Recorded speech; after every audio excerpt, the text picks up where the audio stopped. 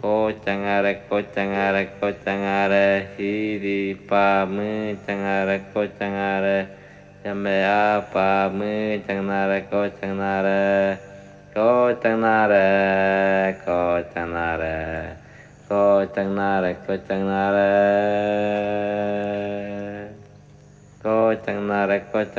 Kochangare, hiri pa mu changnare, kochangare, chamea pa mu changnare, kochangare, kochangare, kochangare, kochangare, kochangare.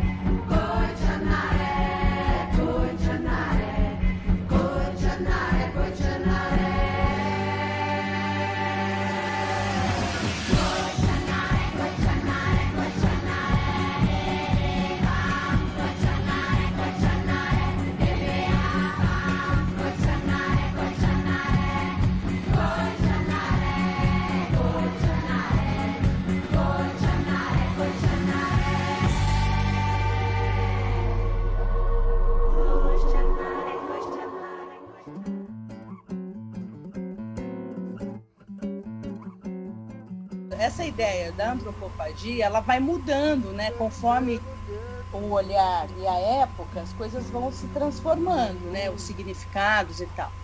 Até mesmo no Manifesto Antropófago, eles, como eu disse, eles usam esse imaginário lá do século XVI, dos franceses que vieram para cá e publicaram, né, a Viagem Pitoresca do Brasil, para falar que aqui era tudo antropófago e selvagem, mas eles usam isso até para fazer uma crítica e propor que então seja assim, mas de regurgitar as ideias europeias e criar uma outra história e tal. Quer dizer, a gente está num processo o tempo inteiro de ressignificar essa tal antropofagia, só que cada hora ela é vista de uma maneira diferente.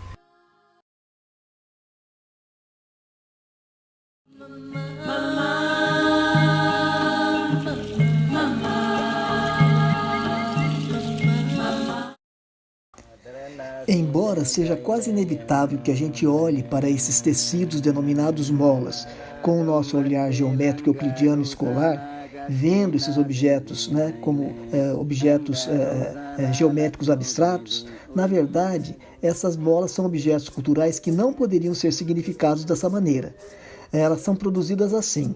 Enquanto o cacique canta a cosmogonia do seu povo, no caso, a comunidade indígena Gunaduli, que habita a região do Alto Caimã, na Colômbia, um outro membro da comunidade interpreta e traduz oralmente o canto do cacique, enquanto as mulheres vão bordando os tecidos e produzindo as molas, que são usadas por elas e pelas demais mulheres da comunidade em seus ventres como parte de suas vestimentas para se protegerem contra os maus espíritos. Nós estamos falando em pedagogia macunaímica, a gente está falando em pedagogia descolonizadora, porque o subtítulo do Macunaíma é o herói sem nenhum caráter. Exatamente. E aí tem um italiano estudioso do Márcio de Andrade, que eu peguei a ideia e tenho usado muito, que é sem nenhum em português, quer dizer com todos.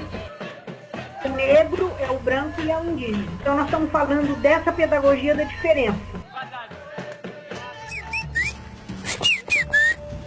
¿Y dónde aprendiste a hablar así? Me enseñaron y de los pájaros.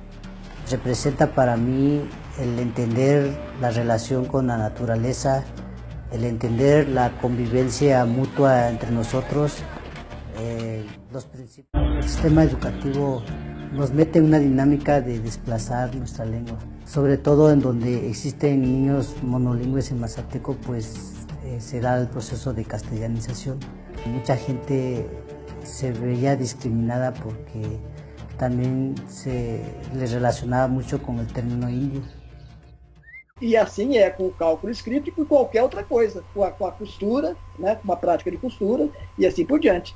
Então, nesse sentido, a gente substitui tudo isso pela ideia de prática, uma prática no sentido de que não separa, porque essa prática, ao mesmo tempo que ela mobiliza o saber, ela mobiliza as memórias, ela mobiliza os valores, ela mobiliza as resistências culturais, ela vai mobilizando tudo.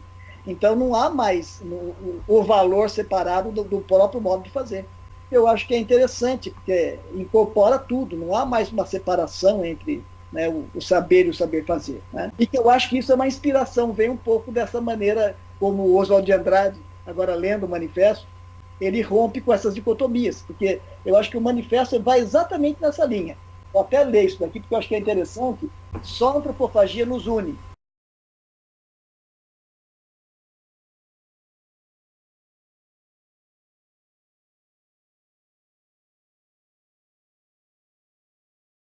Love you.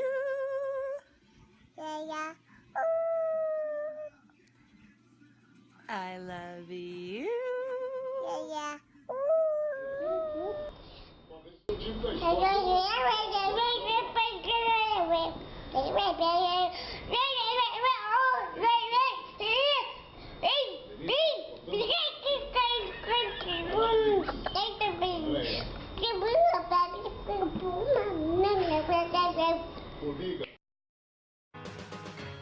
Essa tese é publicada depois com o título A Crise da Filosofia Messiânica.